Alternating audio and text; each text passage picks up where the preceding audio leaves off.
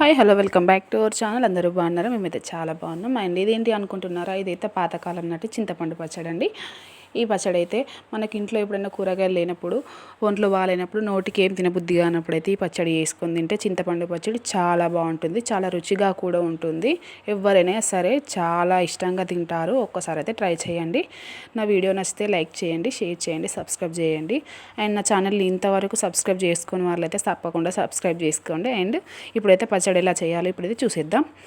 And first అయితే చింతపండుని అయితే ఒక గుప్పెడు చింతపండుని అయితే నానబెట్టుకోవాలి. నార లేకుండా తీసుకొని నానబెట్టుకోవాలి. కొంచెం ఉప్పు, కొంచెం కారం అండ్ ఎల్లిపాయ జీలకర్ర కూడా రెడీ చేసి పెట్టుకోవాలి. ఫస్ట్ అయితే మనం రోట్లో నూరుకుందాం.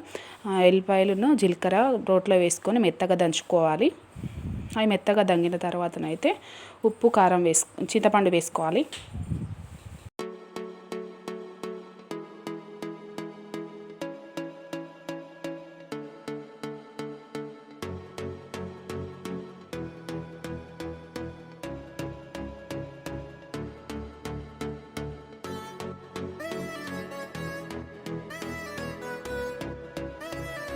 చూడండి, ఇప్పుడైతే మెత్తగా దంగిపోయింది ఎల్లిపాయ జీలకర్ర. నెక్స్ట్ అయితే మనం నానబెట్టుకున్న చింతపండు వేసుకుందాము. చింతపండు గుప్పెడంతా చింతపండును కూడా తీసి అందులో వేసేసుకోవాలి. మెత్తగా నూరుకోవాలి. రోట్లో నూరుకుంటే బాగుంటుంది. మిక్సీలో కూడా పట్టుకోవచ్చు, కానీ మిక్సీలో వేసుకున్నంత టేస్ట్ అయితే రోట్లో అయితే చాలా బాగుంటుంది. మిక్సీలో అంత టేస్ట్ బాగుండదు. అండ్ జ్వరం వచ్చినప్పుడు, నోటికి ఏం తినబుద్ధి కానప్పుడు ఇది తింటేనైతే చాలా బాగుంటుంది.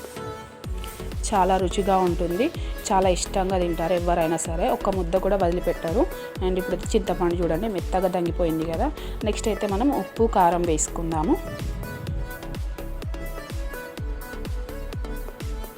పాతకాలంలోనైతే అమ్మమ్మలు నానమ్మలు ఎక్కువగా ఇదే పచ్చడి చేసేవాళ్ళు. చాలా ఇష్టంగా తినేవాళ్ళు. ఒకసారి అయితే ట్రై చేయండి తప్పకుండా.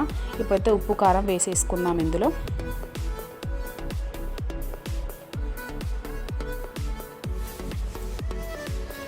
మనకి ఎంత వేసుకోవాలంటే అంత ఉప్పు కారం వేసుకోవాలి. వేసుకొని దంచుకోవాలి.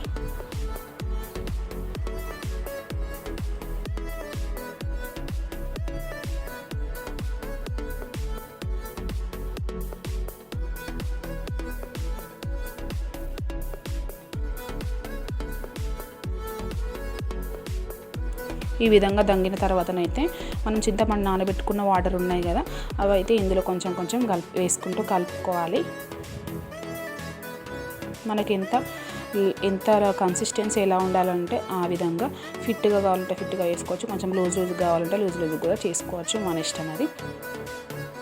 అండ్ ఈ విధంగా అయితే దంచుకోవాలి.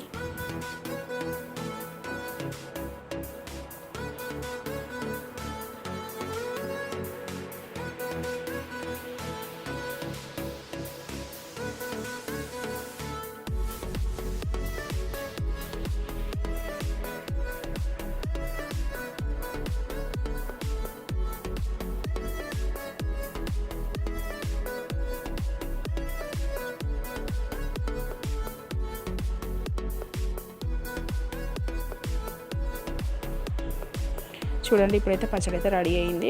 ప్లేట్లోకి అయితే ఎత్తేసుకున్నాము. చూడండి, చూస్తేనే నోరు ఊరిపోతుంది. ఎంత బాగుందో కదా. చాలా బాగుంటుంది. పుల్లగా కారం కారంగా వేడి అన్నంలో వేసుకొని నెయ్యి వేసుకొని తింటే చాలా బాగుంటుంది. రుచి అయితే మళ్ళీ వేసుకొని తింటారు. అంత బాగుంటుంది పచ్చడి అయితే. ఎవరైనా చాలా ఇష్టంగా తింటారు. ఇప్పుడైతే పచ్చడిని అయితే పోపు పెట్టేసుకోవాలి. పోపు పెట్టుకుంటే ఇంకా బాగుంటుంది. పోపు కోసం అయితే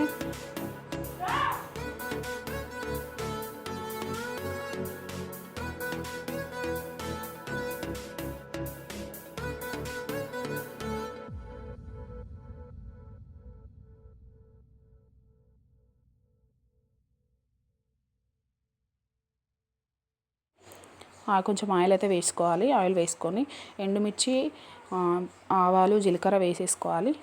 అవి వేసుకొని ఒక 5-6 వెల్లుల్లి రెబ్బలు వేసుకోవాలి అందులోనే. అండ్ కొంచెం కళ్యామాకు కూడా వేసుకోవాలి.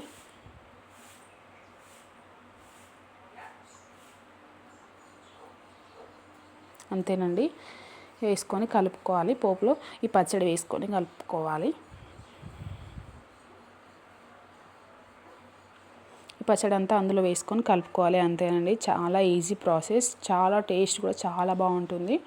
ఒక్కసారి తిన్నారంటే అస్సలు వదిలిపెట్టారు, అంత బాగుంటుంది. మళ్ళీ మళ్ళీ వేసుకొని తింటారు. ఇది మనం చింతపండు వేసుకున్నాం కాబట్టి వారం 10-15 రోజుల దాకా నిల్వ ఉంటుంది. ఈ పచ్చడి అయితే చాలా టేస్టీగా ఉంటుంది. పాతకాలం నాటి పచ్చడి కదా, చాలా టేస్టీగా ఉంటుంది. ఒకసారి అయితే అందరు తప్పకుండా ట్రై చేయండి. నా వీడియో నచ్చితే లైక్ చేయండి, షేర్ చేయండి, సబ్స్క్రైబ్ చేయడం మాత్రం మర్చిపోకండి. Bye, thanks for watching.